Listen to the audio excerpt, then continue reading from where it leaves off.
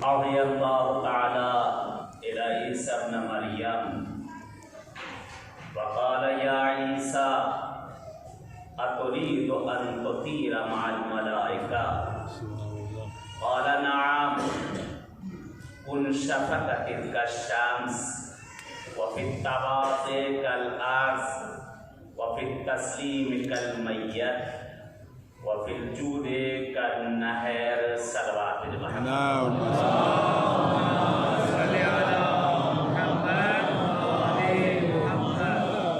थोड़ा सलवात पढ़ते पढ़ते थोड़ा सा इधर साकिन थे हम लोग पीछे पढ़ करता हूँ सलवात मोहम्मद वाले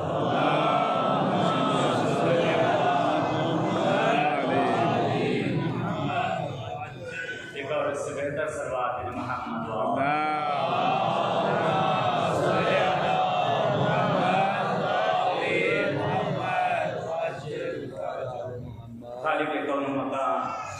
मालिक अर्ज़ समा इस गीत की लम यज़िल का मालिक इस ज़मीन व ज़मान व मकान का मालिक वो खुदावंद मन्नान जो अपनी ज़ात में अकेला है, यकता है, जिसका कोई शरीक नहीं है, जिसका कोई सानी नहीं है।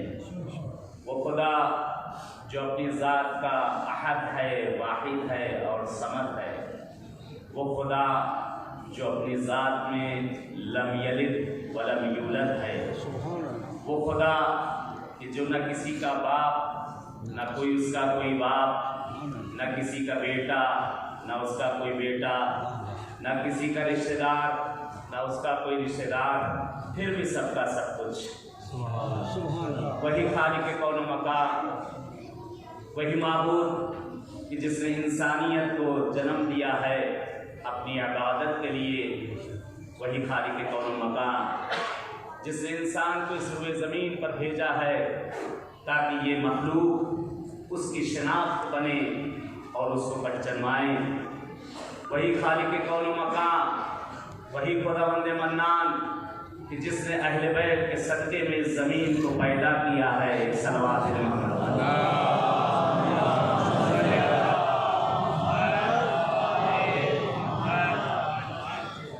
वही माबूद, वही खुदा इरशाद फरमाता है हदीस कुदसी में, अल्लाह ताला इला ईसा इब्न मरियम, खुदावंद आलम ने ईसा इब्न मरियम को वही किया और खुदावंद आलम ने ईसा इब्न मरियम से कहा क्या? वक़ाल या ईसा, ए ईसा अतुरीदु अन तुतीरा मअल मलाइका, ऐसा क्या तुम चाहते हो कि मलाइका के सफ में और मलाइका के साथ आसमानों पर परवाज़ करो? सुभान अल्लाह। क्या तुम चाहते हो कि मलाइका के सफ़ों में और मलाइका के साथ आसमानों पर परवाज़ करो? तो जनाब ईसा फरमाते हैं क़ाल नअम, ये खुदाया मैं क्यों ना चाहूँगा कि मलाइका के साथ आसमानों पर परवाज़ किया जाए। हमसे आपसे भी अगर खुदा सवाल कर ले, अगर पूछ ले तो बिला साफ का बगैर तकल्लुफ़ कहते हैं खुदाया परवरदिगार क्यों नहीं हमको भी परवाज़ की मंजिल पर दे दे। कहते वो मलक हुआ करते हैं जो उस परवाज़ की मंजिल के मोहताज होते हैं, वो अंबिया होते हैं जो उन जगहों पर जाने के मोहताज होते हैं। ये फर्श-ए-आज़ा है जहाँ हर मोमिन बैठ कर खुद परवाज़ किया करता है। ये फर्श-ए-आज़ा है कि जहाँ की तमन्ना खुद मलक किया करता है कि हम इस जगह पर आएँ, हम इनके दरमियान आएँ, हम इनके पास आएँ। बहरहाल आज का जो मौजू भी दिया गया तो उसमें थोड़ा सा तवज़ीह दूँगा कि मकाम ज़ाकिर व ख़तीब और हमारी ज़िम्मेदारियाँ सामईन की भी और पढ़ने वाले की भी ज़िम्मेदारियाँ क्या है। सलवात है मोहम्मद।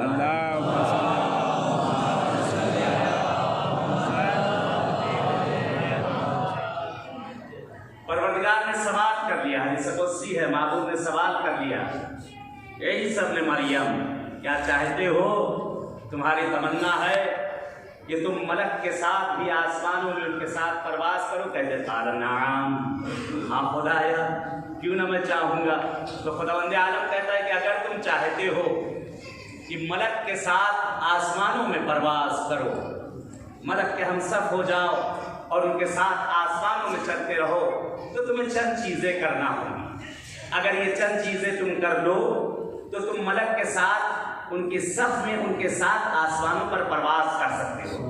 परवरदिगार ने 4 चीजें बताई जनाब ईसा को, अगर ये तुम करोगे, ए ईसा इब्न मरियम, अगर तुम ये 4 चीजें करो तो तुम्हारा मकाम मलाइका के बराबर हो जाएगा। अगर हम भी ये कर डालें, अगर हम भी ये चीजें जो परवरदिगार ने बताई हैं, अगर उन चीजों पर अमल कर लें तो हम भी उसी सफ में आ सकते हैं। क्योंकि इंसान दुनिया में जितने अंबिया आए, जितने सब कुछ बहरहाल मासूमीन आए, जितने औलिया आए, सब इंसान ही थे।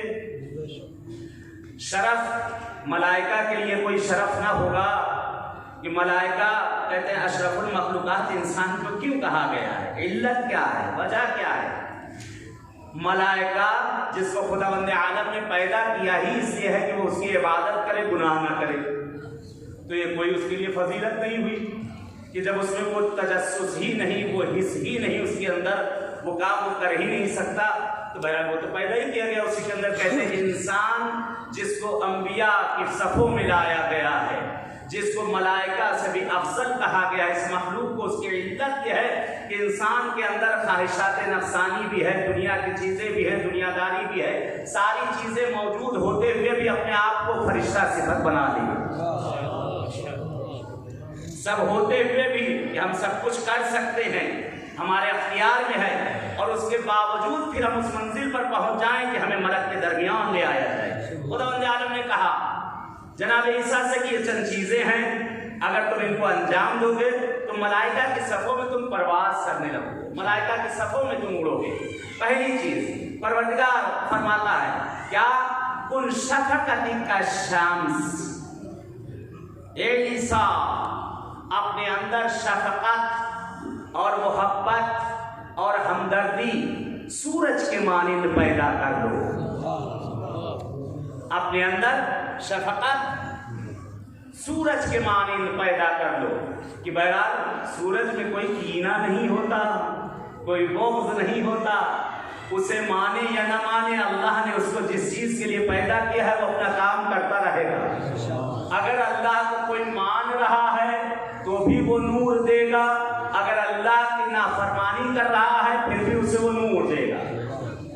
अगर अल्लाह की नेक मखलूक है फिर भी उसे वो हिद्दत देगा, अगर अल्लाह की नेक मखलूक नहीं है फिर भी उसे वो गर्मी और हिद्दत उसे देगा।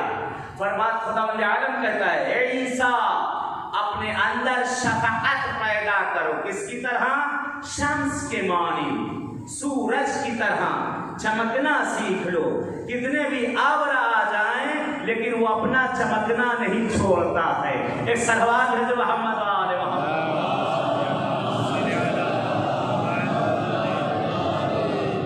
एक इससे बेहतर सलवात है जो मोहम्मद वाले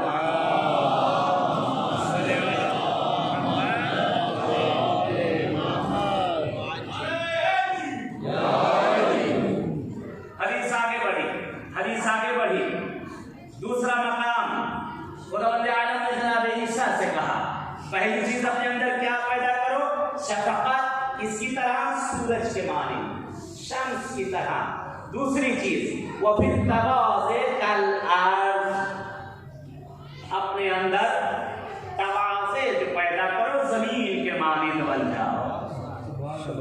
तवाज़े अपने अंदर जमीन के मानिंद बन जाओ कि जमीन पर चाहे जैसा बंदा हो, जमीन हर किसी को कबूल करती है।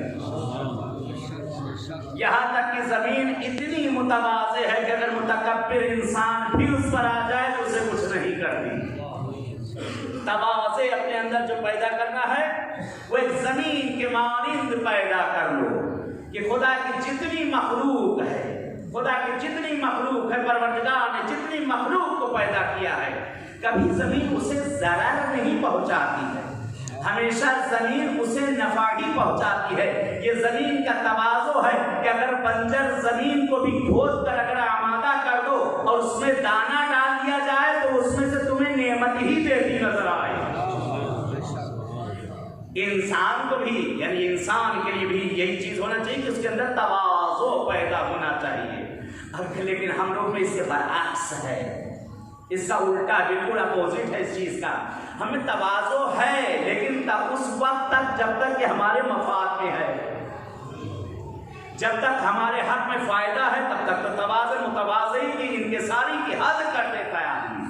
लेकिन जरा सा उसके दिमाग के खिलाफ हो गया, उसके अखलाक के खिलाफ हो गया, तो फिर उसका बिल्कुल बरअक्स हो जाता है। खुदावंद आलम ने कहा कि अगर तुम चाहते हो मलाइका के सफ़ों में आ जाओ, उनकी सफ़ों में अगर परवास करना चाहते हो, तो अपने अंदर तवाज़ो पैदा करो, इंकिसारी पैदा करो। खुदावंद आलम को तकब्बुर पसंद नहीं है, बल्कि इंकिसारी पसंद है।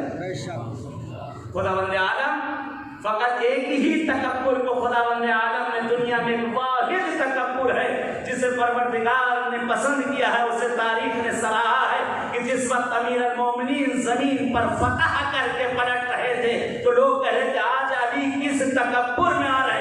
रसूल ने कहा अगर तुम भी इस तकब्बुर में आते और खुदा की कही हुई बात पर अमल करते, तो अल्लाह तुम्हारी भी इस तकब्बुर को पसंद कर लेता।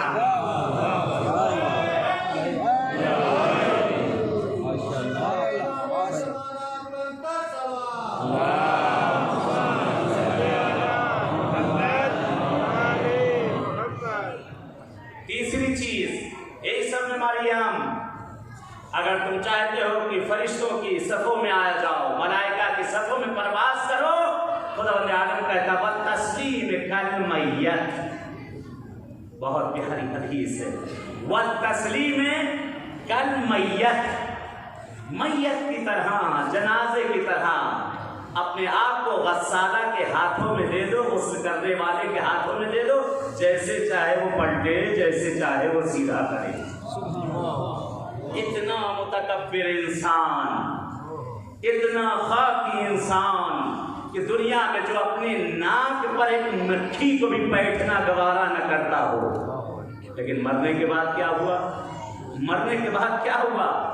वही इंसान कि जिसके चाहो हशम का ये आलम था कि अगर किसी गली कुचे से अगर वो निकल जाए तो गाड़ियां लग जाया करती थी, रोड ब्लॉक कर दिए जाते थे। आज ये आलम हो चुका है, इतना मजबूर हो चुका है कि न अपने हाथों को हिला सकता है, न अपने पैरों को हिला सकता है।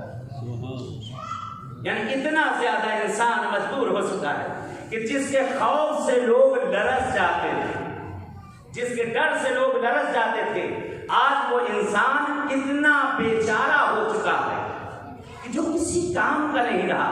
खुदावंद आलम ने कहा कि अगर चाहते हो कि मलक की सफ़ों में आ जाओ, मलक की सफ़ों में परवास करो, तो अपने आप को जैसे मैयत गुस्ल करने वाले के हवाले कर दी जाती है, उसी तरह से अपने आप को लोगों के दरमियान उसी तरह हवाले कर दो, तब तुम्हारा वो मकाम होगा। आखिरी मंजिल इस हदीस की, वह फिर जूद का नहर, जूद और सखा नहर के मानिंद पैदा करो। आपने देखा होगा नहर हर जगह बहती है, हर वीराने को आबाद करती चली जाती है। सहरा में गुजरी तो सहरा को उसने आबाद कर दिया, बंजर जमीन से गई तो उससे हरियाली पैदा कर दी। यही नहर कि जहां से जिसको उसको काट के ले जाना हो चुपचाप चली जाती है, जिस तरफ लोग खींच के ले जाए वो चली जाती है। खुदावंद आलम कह रहा है ईसा से कि ईसा वह फिर जूद का नहर, जूद और सखा और सखावत नहर की तरह अपने अंदर पैदा करो। बखील मत बनो, बखील मत बनो, बल्कि अपने अंदर जूद पैदा करो, सखा पैदा करो कि हर किसी के तुम फायदेमंद रहो, चाहे वो दोस्त हो या दुश्मन हो। नहर का भी यही काम है, चाहे वो जमीन खुश्क हो या तर हो, उसका काम जूद और सखा का है। वो जहां से गुजरती है हरियाली पैदा करती चली जाती है। मोमिन का भी यही काम है कि जहां से जाए लोग उसे याद करते रह जाएं। एक सलवात है मोहम्मद वाले मोहम्मद।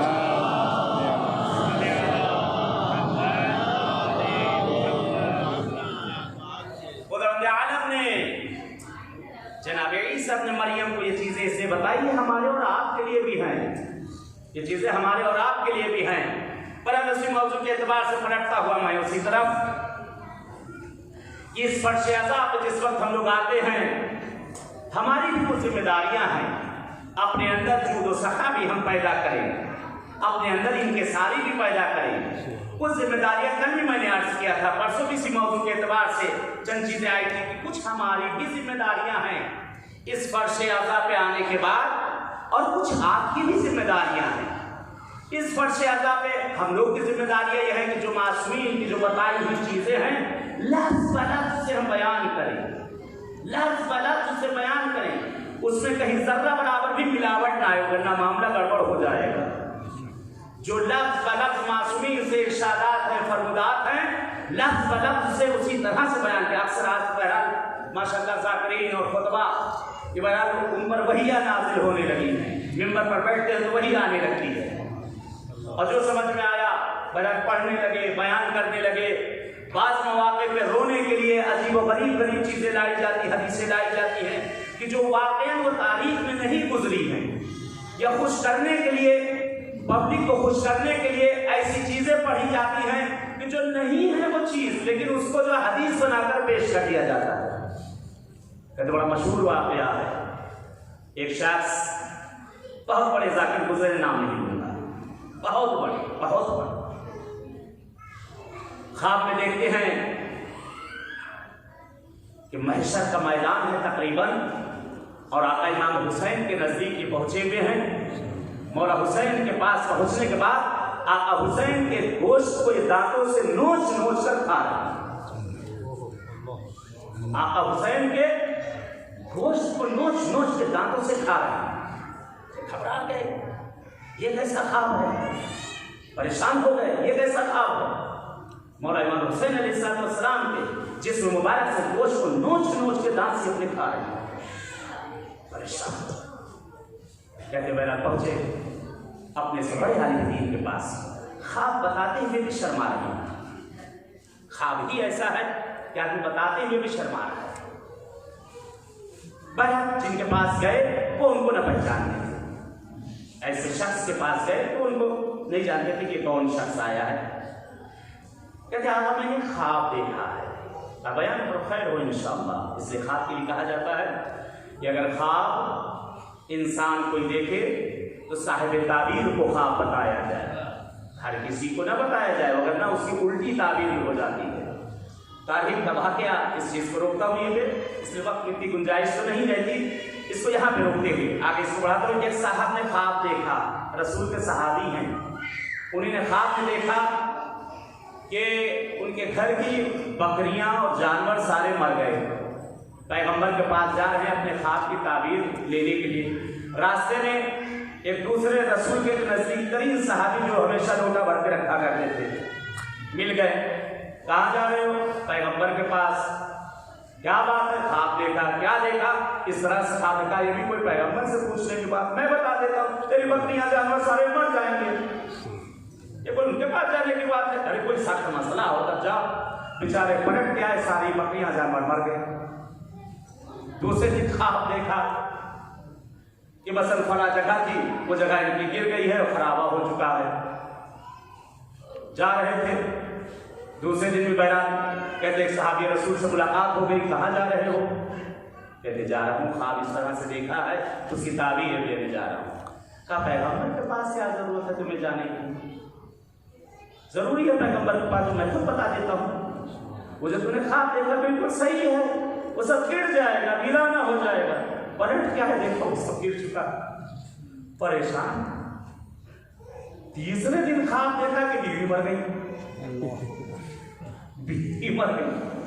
हाँ, अब क्या कहने, अब जाना चाहते, जो मिला, कहाँ जाओ? कहीं नहीं जा रहा हूँ। कहाँ जा रहा हूँ? कहीं नहीं, तुमसे कोई मतलब, कहीं नहीं जा रहा। कहने बता दो कहाँ? नहीं, कुछ नहीं बताऊँ, मैं कहीं नहीं जा रहा हूँ, मुझे जाने दो, मुझे जाना है। 2 दिन से देख रहा हूँ, ख्वाब जो देखा वही हुआ जा रहा है। मालूम था अगर आज कहीं बता दिया तो गड़बड़ हो जाएगा मामला ही सारा, बसा बसाया घर उधर जाएगा, क्या करूँगा मैं? परेशान। कहते हैं भागे भागे चुपके से बचते बचाते किसी तरह पैगंबर आज़म की खिदमत में आ गए। या रसूल खुदा, इस तरह से मैंने ख्वाब देखा। 2 दिन ख्वाब देखा इस तरह से। बहरहाल उसकी ताबीर दी गई, या रसूल खुदा मेरा वो नुकसान हो गया, या पैगंबर आज़म, मैं नहीं चाहता मेरी बीवी मर जाए। क्या देखा है ख्वाब? रसूल मुस्कुरा रहे, क्या देखा है ख्वाब? क्या या रसूल खुदा इस तरह से ख्वाब देखा है कि मेरी अहलिया का इंतकाल हो गया। कहा तो क्यों परेशान होते, ख्वाब तो बड़ा अच्छा है। कहा या रसूल खुदा बीवी मर गई। कहा बड़ा अच्छा है, अल्लाह ने उसकी उम्र को बढ़ा दिया।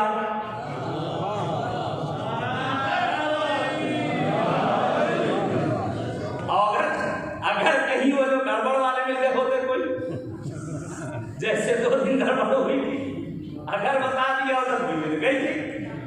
पैगंबर ने फरमाया कि ख्वाब की ताबीर उससे लो जो साहिब ताबीर हो।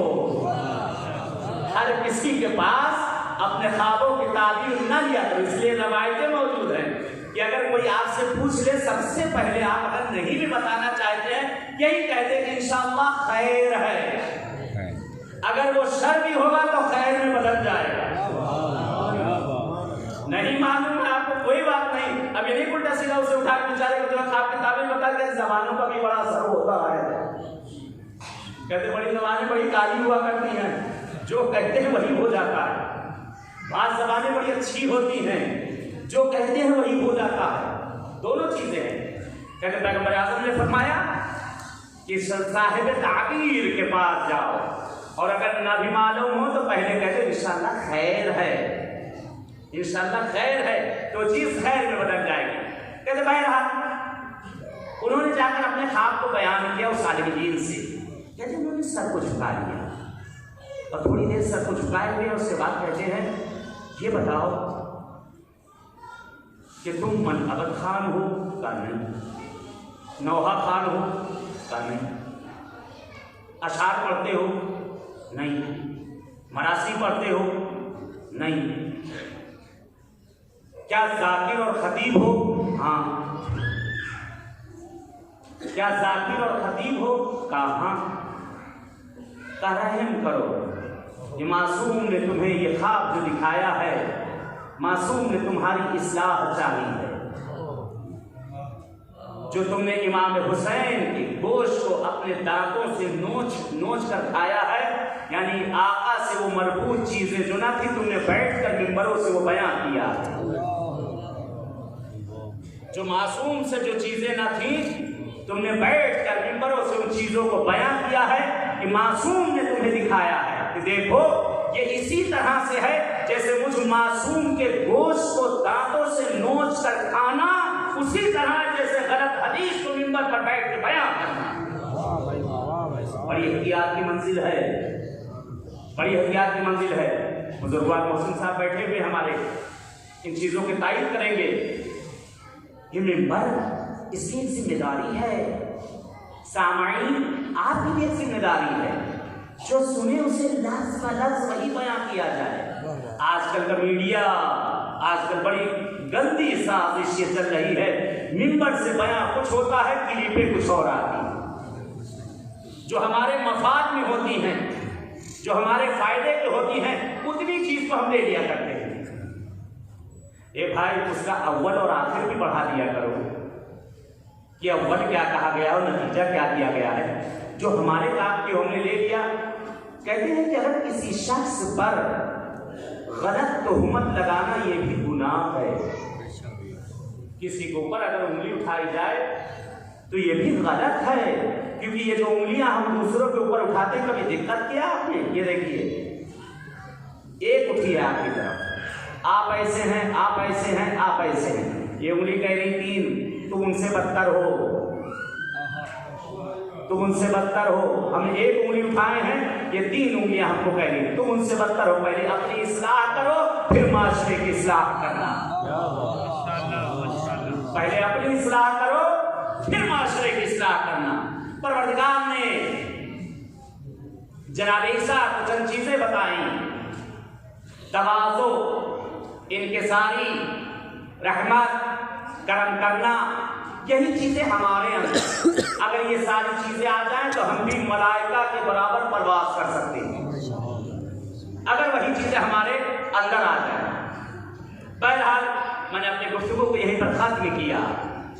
अगर ये तवाज़ो, इनकिसारी, अगर ये चीजें देखना है तो अहले बैत के घराने के अलावा कहीं नजर ना आए। तवाज़ो का ये आलम है, इनकिसारी का ये आलम है कि अगर अंगूठी मांगी गई तो उंगली के साथ दे दी गई। तवाज़ो का ये आलम है, इनकिसारी का ये आलम है। अगर अंगूठी मांगी तो उंगली समेत दे दी गई। जूद व सखा का ये आलम है कि जिस्म के लिबास भी अगर उतार दिए गए उफ तक न हुआ।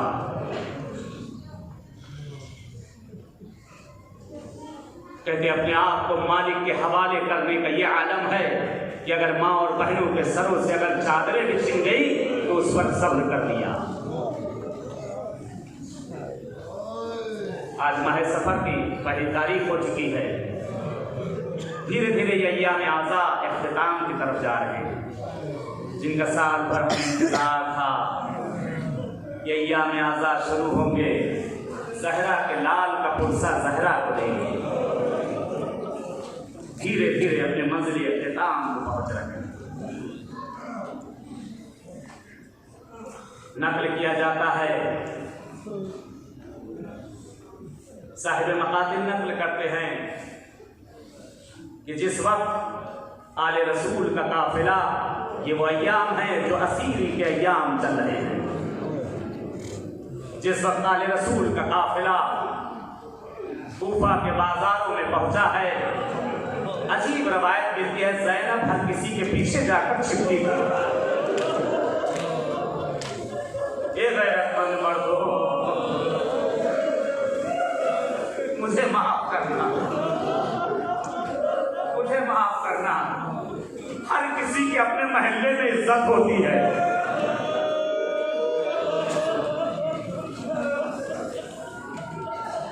हर शख्स की अपने शहर में और अपने महल्ले में एक इज्जत होती है।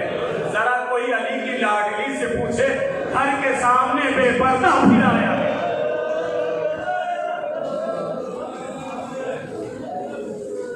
जिसको ज़ैनब घर के सामने पहुंची है, अपने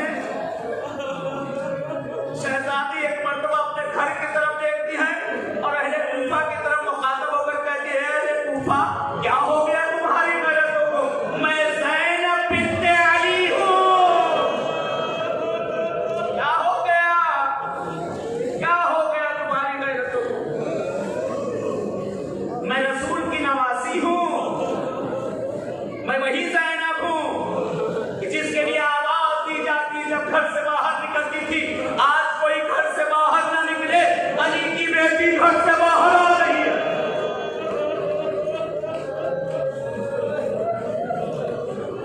अल्लाहु अकबर, अल्लाहु अकबर। कहते काफिला कूफे में वारिद हो चुका। काफिला अंदर दरबार में जाना चाहता है। कहते नकल किया जाता है कि दरबार के अंदर जाने के लिए उमर साहब उजरत कर रहा है, क्योंकि उसे इनाम लेना है। इब्न ज़ियाद कहता थी मेरे आमादगी नहीं है जब तक दरबार सजाया न जाएगा।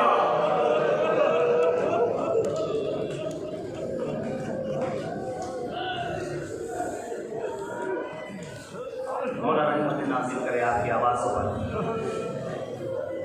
जब तक दरबार सजा ना लिया जाएगा, ऐलान करवाता है, अजीब ऐलान करवाता, खुदा लानत करे इस पर, खुदा लानत करे। ऐलान करवाता है, ये अहले कूफा जिसने अली की बेटी को न देखा हो, आज आकर तमाशा करना।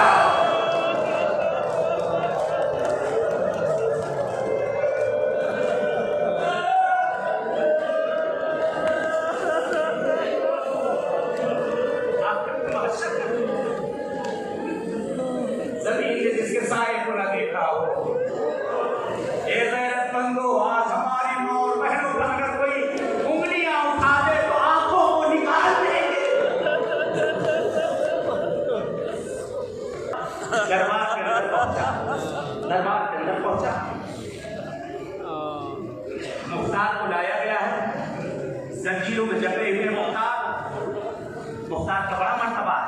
मुख्तार को है जिससे शहजादी कौनैन ने अपने दस्तरखान पे रुपए खिलाए। और शहजादी यही फरमाती थी कि यही बच्चा है जो कल मेरे हुसैन का बदला लेगा।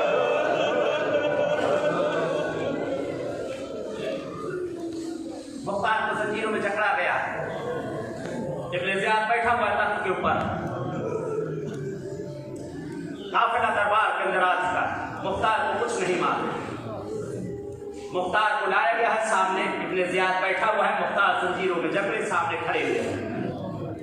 इब्न ज़ियाद कहता है, मुख्तार तुम बहुत हुसैन हुसैन कहा करते थे, क्या चाहते हो अपने आका को इस दरबार में देखो? कहते एक मर्तबा मुख्तार गैस में आए, ओ नजीस अपनी ज़बान को बंद कर ले, तेरा दरबार और मेरा आका हुसैन।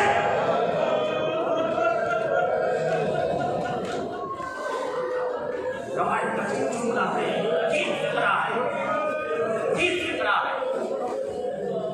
कहते एक मर्तबा ये मलऊन सर इमाम हुसैन को सामने रखता है और कहता है, मुख्तार जिस हुसैन की बातें करते थे ये देखो अली का लाल है। कहते इतना कहना था, मुख्तार ने जंजीरों को तोड़ दिया, छलांग लगाते हैं, इब्न ज़ियाद की शमशीर निकाली, कहते गले पे चलाना चाहते थे, पीछे से आवाज आई, अबू मुख्तार हाथ को रोक ले। अबू मुख्तार हाथ को रोक ले। उसी जगह पर रुका, हाँ उसी जगह पर रुका हुआ। कहते मुड़ना चाहते थे मुख्तार, मुड़ना चाहते थे, फिर सदा